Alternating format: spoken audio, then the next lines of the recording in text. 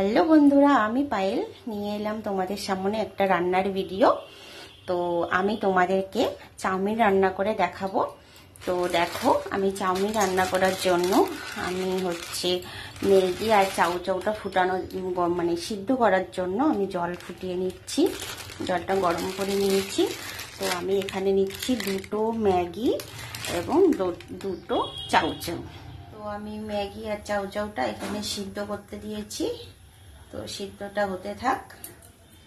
তো আমার সিদ্ধ হয়ে গেছে। তো আমি সিদ্ধ করার পর একটু ঠান্ডা জল দিয়ে অবশ্যই ধুয়ে নিতে হবে ভালো করে। তো আমি চাউমিনে দুটো ডিম দিয়ে দেব। তো আমি তার জন্য ডিম দুটো আগে ভেজে নেব। তো ডিমটা এভাবে ভেজে নিতে হবে। আমার ভাজা হয়ে গেছে, আমি নামিয়ে নিচ্ছি। তো এখানে আমি পেঁয়াজ কুচি করে কেটে নিয়েছি আর লঙ্কা নিয়েছি। তো যে যেরকম ঝাল খাবে সেরকম লঙ্কা নেবে। আমি কড়াইয়ে তেল দিয়ে দিয়েছি। তো এখানে তেলটাও এসে গেছে, আমার গরম হয়ে গেছে তেলটা। তো এখানে আমি পেঁয়াজ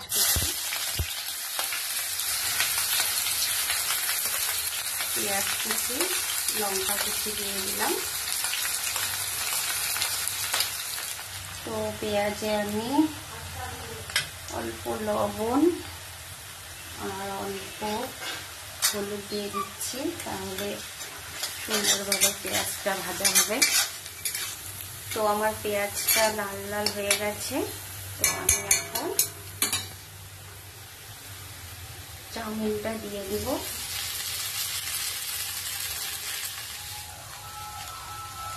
তো এখন আমি মাপ মতো লবণ আর মাপ মতো হলুদ দিয়ে দিচ্ছি। এভাবে ভালো করে নেড়ে চেড়ে ভাজতে হবে সুন্দর করে। ভাজা প্রায় হয়ে এসেছে, তাই আমি ভেজে রাখা ডিমটা আমি দিয়ে দিচ্ছি।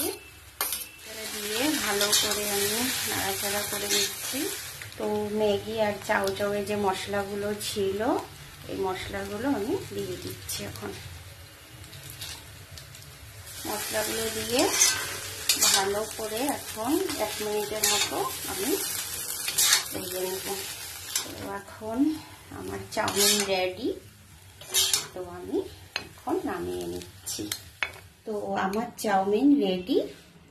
তো তোমাদেরকে একটা কথা বলছি, এখানে আমি ম্যাগি আর চাউচাউ একসঙ্গে মিক্সড করে রান্না করেছি, কারণ দোকানের থেকেও খুব টেস্টি হয় এভাবে যদি দুটো মিশিয়ে রান্না করো। তো এটা আমার একটা গোপন টিপস, তো তোমরা মনে রেখো। আর ভিডিওটা কেমন লাগলো লাইক কমেন্ট শেয়ার করো।